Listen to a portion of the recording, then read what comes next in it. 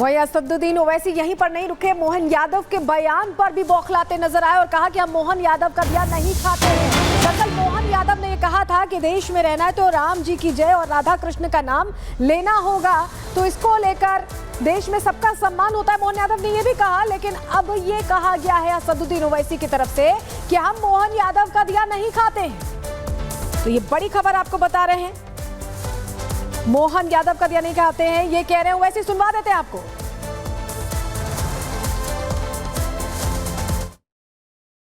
रहीम, रसखान यहाँ की माटी में अपने आप को जोड़ करके चले तो आज सदियों से उनका हम स्मरण करते हैं।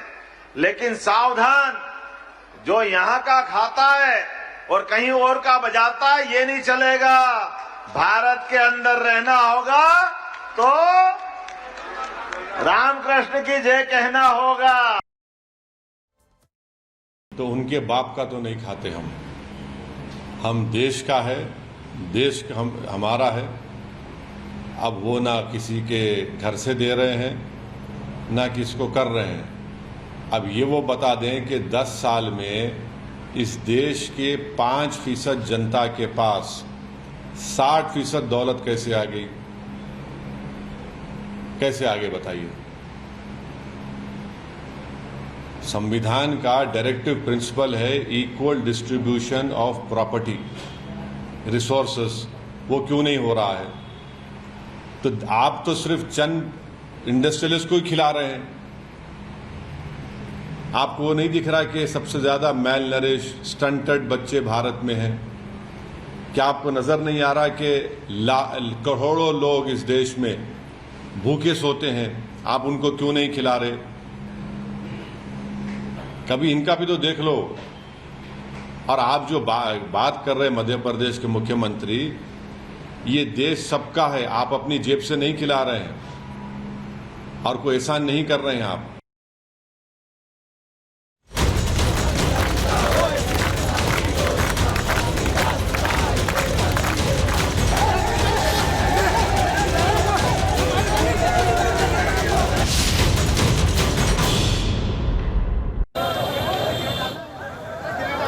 तो वहीं भीलवाड़ा में सांप्रदायिक तनाव के बाद पुलिस की तरफ से तनाव की स्थिति को देखते हुए हल्का बल प्रयोग किया गया। जो वहां पर प्रदर्शनकारी थे, जो उपद्रवी है, उन्हें खदेड़ा गया। तस्वीरें हम आपको दिखा रहे हैं जहां पर सांप्रदायिक तनाव के बीच पुलिस ने लाठीचार्ज किया। परशुराम सर्कल पर पुलिस की तरफ से भीड़ को खदेड़ा गया है। पुलिस और हुड़दंगियों के बीच बहस के बाद लाठीचार्ज किया गया। दरअसल आक्रोशित प्रदर्शनकारियों ने अजमेर चौराहे पर तोड़फोड़ की थी। मंदिर परिसर में गोमाता की पूछगटी मिलने के बाद यह पूरा विवाद उपजा था, जिसके बाद लगातार प्रदर्शन यहां पर चल रहा था। लेकिन इसके बाद अजमेर चौराहे पर जो तोड़फोड़ की गई, इसके बाद पुलिस ने एक्शन यहां पर लिया और लोगों को यहां से खदेड़ा गया है। हमारे सहयोगी अमरदीप लगातार ग्राउंड जीरो से एक तस्वीर दिखा रहे हैं। अमर, बड़ी कार्रवाई पुलिस ने यहां पर लाठीचार्ज की, लोगों को वहां से खदेड़ा गया। क्या सिचुएशंस बन गई थी ऐसी और क्या बातचीत हुई है अभी तक भी जो प्रदर्शनकारी हैं या जो पुलिस के लोग हैं वहां पर, उनके बीच में, प्रशासन के बीच में? सुमित, मैं आपको बता दूं, ये ठीक पीछे जो आप देख रहे हैं यहाँ पे धरना चल रहा था। ये कलेक्ट्रेट के बाहर का हिस्सा मैं आपको दिखा रहा हूँ। यहीं पे प्रदर्शनकारी जो थे वो बैठे थे, इकट्ठे होकर के बैठे थे। और अचानक से पुलिस जब यहाँ पे आती है कलेक्ट्रेट के अंदर से, और उसके बाद में पुलिस के ऊपर पत्थरबाजी होती है। पत्थरबाजी यहाँ पे होती है और लगातार पत्थरबाजी होती रहती है। उसके बाद कई पुलिस कर्मी जब चोटिल होते हैं, उनको जब हॉस्पिटल ले जाया जाता है, उसके बाद पुलिस जो है हल्का बल प्रयोग करती है और पुलिस इस रास्ते से जो है प्रदर्शनकारियों को खदेड़ती है। सामने वाले हिस्से को अगर आप देखेंगे तो कलेक्ट्रेट के ठीक सामने वाला रोड है और इस रोड पर आपको जूते, चप्पल, यहाँ पे तमाम वो बाइक थी, 2 व्हीलर्स थे जिनको पुलिस ने जब्त किया है। और एक हैवी डिप्लॉयमेंट शहर में लगातार गश्त कर रहा है। तमाम बड़े अधिकारी मौके पे हैं। मैं ठीक कलेक्ट्रेट के बाहर यहाँ इस वक्त इसलिए मौजूद हूँ कि यहाँ पे अभी आपको मैं दिखा सकूँ कि ठीक सामने जो कलेक्ट्रेट का मेन गेट है, इसके ठीक बाहर जो है तमाम पुलिसकर्मी हैं। लेकिन एक अंदर बड़ी मीटिंग जो है वो पूरे शहर पर नज़र बनाने के लिए चल रही है, जिसमें कलेक्टर, एसपी, एडीएम सिटी के साथ साथ तमाम जो एडिशनल एसपी वगैरह हैं वो यहाँ पे हैं। और हो सकता है कुछ देर बाद एक बड़ा फ्लैग मार्च हमको पूरे शहर में दिखाई दे, क्योंकि जब प्रदर्शनकारियों ने बाजार बंद कराए थे तो उसके बाद में पुलिस ने एक फ्लैग मार्च निकाला था और उसके बाद अपील की गई थी कि अपने जो बाजार हैं उन बाजारों को खोल दें। उसके बाद प्रदर्शनकारी इसी जगह, ठीक मेरे पीछे वाली जगह पे पहुंचे थे, जिसके बाद पुलिस पर पत्थरबाजी हुई। पत्थरबाजी के बाद में कई पुलिसकर्मियों को चोटें आई, कई को पैर में, सर में, पेट पर बहुत सारी चोटें जो हैं वो आई। उसके बाद में उनको हॉस्पिटलाइज कराया गया है। साथ ही अभी कलेक्ट्रेट के अंदर एक मीटिंग चल रही है। कलेक्टर, एसपी बैठे हुए हैं, हालात पर नजर बनाए हुए हैं, शांति की अपील कर रहे हैं। 8 लोगों को इस मामले में वापस आपसे अपडेट लेंगे इस पूरे मामले पर, बने रहिए फिलहाल। लेकिन इस पूरे मामले पर भीलवाड़ा में जो बवाल हुआ है उस पर अपर जिलाधिकारी वंदना खोरवाल क्या कह रही हैं, सुनते हैं। जारी है, उन्हें काफ़ी समझाया गया, लेकिन यूथ इतना एग्रेसिव था कि उन्होंने पत्थरबाजी शुरू कर दी तो उन्हें हमें खदेड़ना पड़ा।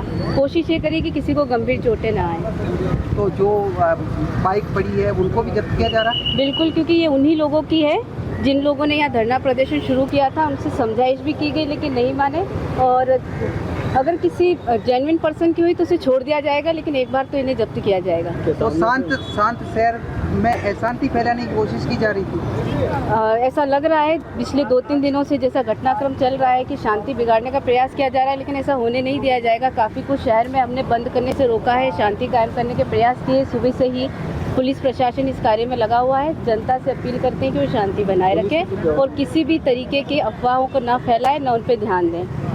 पुलिस के कुछ जवान भी घायल हुए उनका? हाँ, उनका अभी अस्पताल में इलाज करवाया जा रहा है। और क्योंकि हमने इसकी वीडियोग्राफी भी कराई है, देखते हैं किसने पत्थरबाजी की है, उन पर कार्रवाई की जाएगी। सब आप क्या अपील करना चाहते हो जन्माष्टमी के मौके पर? जन्माष्टमी की सबको शुभकामनाएं, बहुत बहुत बधाई।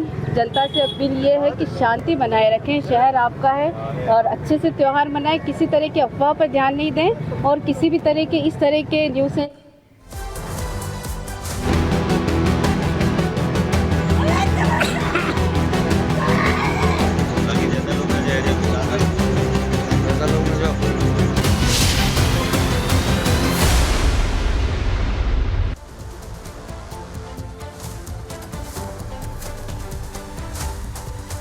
और चलिए बात उत्तर प्रदेश के बहराइच की कर रहे हैं अब, जहां आदमखोर भेड़िए का आतंक है। देर रात भेड़िए ने सो रही महिला पर हमला किया जिससे उसकी मौत हो गई।